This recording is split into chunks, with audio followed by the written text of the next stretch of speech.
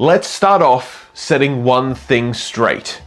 The Galaxy S22s are great phones. This is something else. But in 2022, that's not exactly a hard thing to do. Google, Xiaomi, OnePlus, Asus, all of these manufacturers produce good, if not great phones. And unfortunately for Samsung, consumers and fans alike just seem to agree that the Galaxy S line of phones hasn't been the best in the last couple of years. In fact, people appear to be saying with their wallets that the best smartphone seems to be the iPhone. A fact that Samsung is very much aware of because just under a month ago, leaks emerged that Samsung is planning to try their absolute hardest to beat Apple. So, with the announcement of the flagship S22 series last week, I only have one question to ask. Is the Galaxy S22 enough to beat Apple? Well, I've broken down what makes Apple so appealing to an Apple sheep like myself into three major segments. So let's see how the Samsung S22 series compares to the gold standard. I could argue all day about how the pricing of a smartphone is the most important thing in the eyes of the consumer. It doesn't matter how good your phone is. If you price it way too far away from where it should be, you're gonna lose a lot of customers. No. Over the last 3 to 4 years, Apple has really perfected the price that an iPhone should be, with the upper tier of iPhones priced between $1,000 and $1,100, while lower tier iPhones are priced around $650 to $800, where they're perfectly priced to suit the mainstream consumer. And the leaked iPhone 14 is no indication that this will change. Nice. Samsung Galaxy S pricing, however, has been more up and down than a swinger at a surf club, wildly changing from being priced between $750 and $1,000, then to being between $1,000 and $1,400, then finally back down to being between $800 and $1,200. And while I'm sure the metaphor at the surf club would really enjoy this many position changes, customers have not been in the same boat, or surfboard. This wild fluctuation in price has turned a lot of people off Samsung phones, and thankfully, the last 2 years have gone a long way in solving this severe separation problem, with the S21 and now S22 series costing either a little more or matching the price of equivalently tiered iPhones, which is great news for Samsung fans, but not that enticing for iPhone lovers. See, one thing that Apple really has going for them is that they're perceived as a luxury brand. You might have heard of their overpriced polishing cloth, overpriced Mac Pro wheels, overpriced $1,000 monitor stand, and so on. All of these overpriced items have three things in common. Number one, hardly anyone is going to buy them, so the price does not matter at all. Number two, the media absolutely gobbles it up, and Apple gets a bunch of free press and marketing. And number three, Apple is further perceived as an expensive, premium, luxury brand.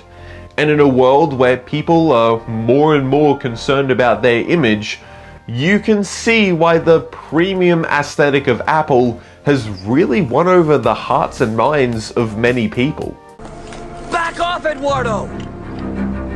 Why? She's legal? Samsung, on the other hand, has been seen as the company that undercuts Apple and gives you the best value possible. An absolutely fantastic thing that Samsung fans really appreciate. But as many iPhone users would put it, it's the cheap phone. And this brand stigma is going to take more than slab chips to fix. Because to separate yourself in the smartphone world, you also got to look the part. As much as we say we're only into a phone for its personality, let's be honest with ourselves, looks play an important part too. How do I look, yellow man? Damn! iPhones really nail this in so many regards. Not only do they have one of the nicest fit and finishes of any phone in the industry, but their designs are iconic and premium, standing out from the competition in a sea of bland Android phones. For me, a primetime Apple sheep, even a phone like the 5-year-old iPhone X just looks so sleek, has so much class and elegance that it easily beats any Android phone in 2022 in terms of design. Ah, well, if it isn't the sim. Now, thankfully, I do think that the S22 series has good design. The regular S22 and S22 Plus keep the really unique wraparound camera design, and the S22 Ultra brings back the signature boxy Note 20 Ultra design, which is still one of my favorite smartphone designs ever. Yeah, this phone design is gonna make a lot of Samsung Note fans very happy. Hey, are these your drawings? What? No, Oh, no. they're good.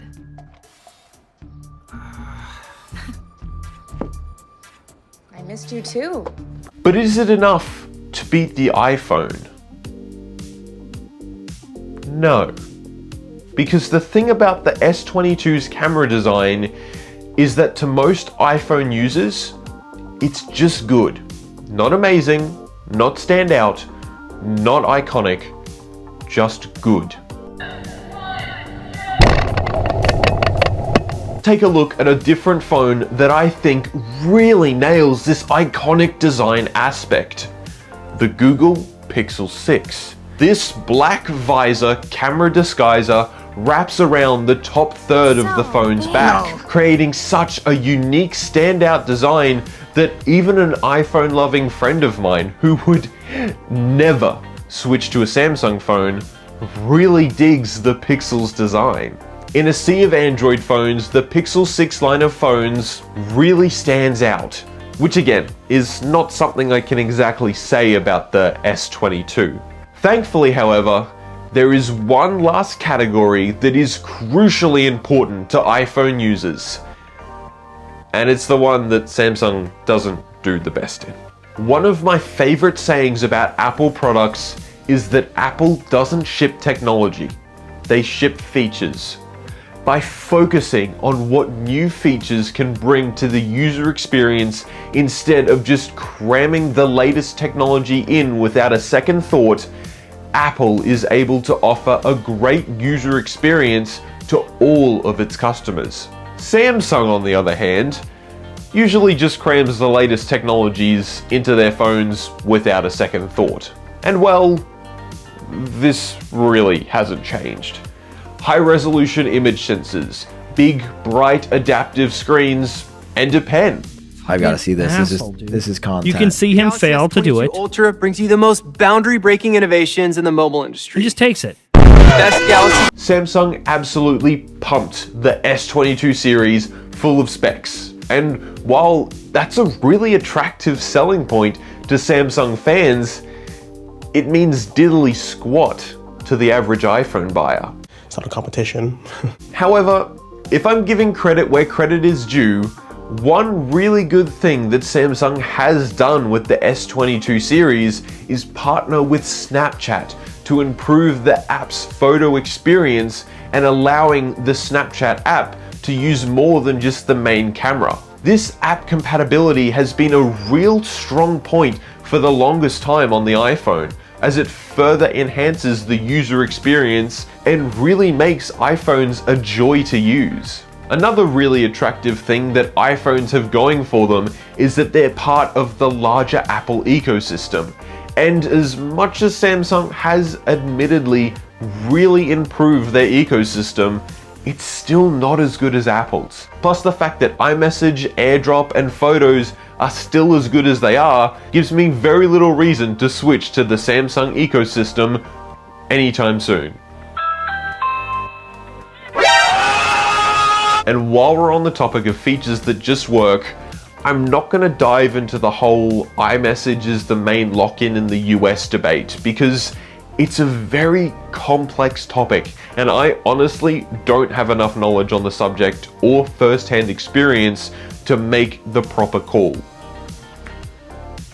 But all I will say is that if iMessage lock-in is the big reason as to why iPhones are winning, other companies seem to be doing diddly squat about strengthening their own message systems and instead just complaining that it's not fair. So, in the end, through all that we've come through everything I've talked about, is the S22 series enough to beat Apple? No.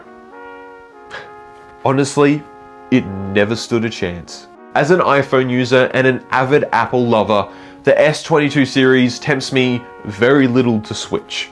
It's more of the same from the Galaxy S line, but I suppose that brings me to the most important question that I had in all of this. Should Samsung even try to beat Apple? Because in the past, Samsung and Apple have been, in many ways, diametrically opposed to each other in terms of what users they each wanted to reach.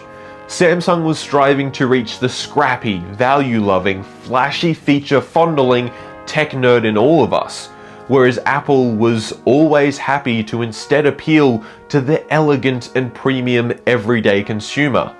Again, two completely different types of users. I've brought up again and again in this video that there's a lot of features on these S22 phones that greatly appeal to Samsung fans. The boxy note design, specs for days, and even 45-watt wireless charging. And guess what? None of these features really appeal to the average iPhone buyer. So, in trying to beat Apple, Samsung needs to completely disregard its core audience and switch to a more mainstream approach, making a lot of its core audience mad in the process, which is something we've kinda already seen after Samsung started removing features from its flagships. So that's it, is it?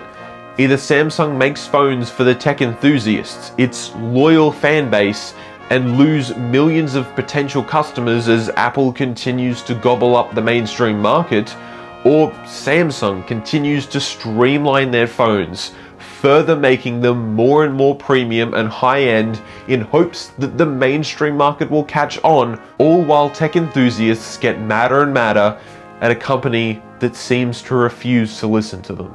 Well, there might just be a third option. A way that Samsung can have their cake and eat it too. A way that keeps things a little more flexible. Yes, I'm suggesting that the Samsung phone that should really try and beat the iPhone is the Z line.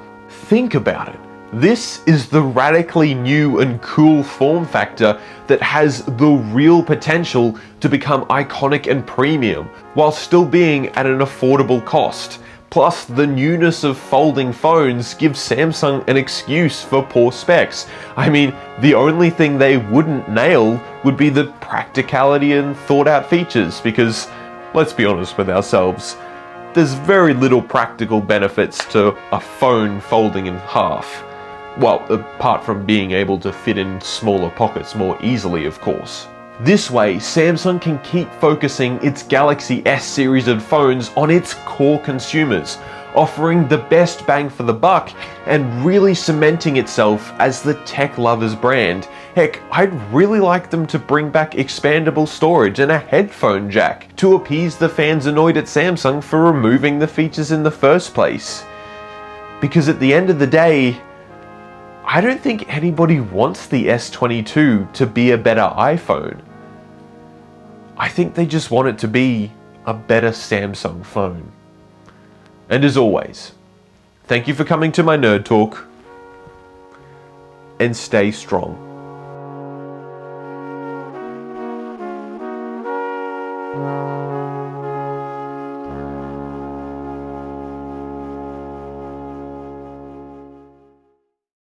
apparently the sales of the S22 Ultra are better than they have ever been. In fact, the S22 lineup is already breaking all the pre-order records. That's right, Samsung says the demand for the S22 Ultra is at an all-time high with pre-order volume exceeding their expectations.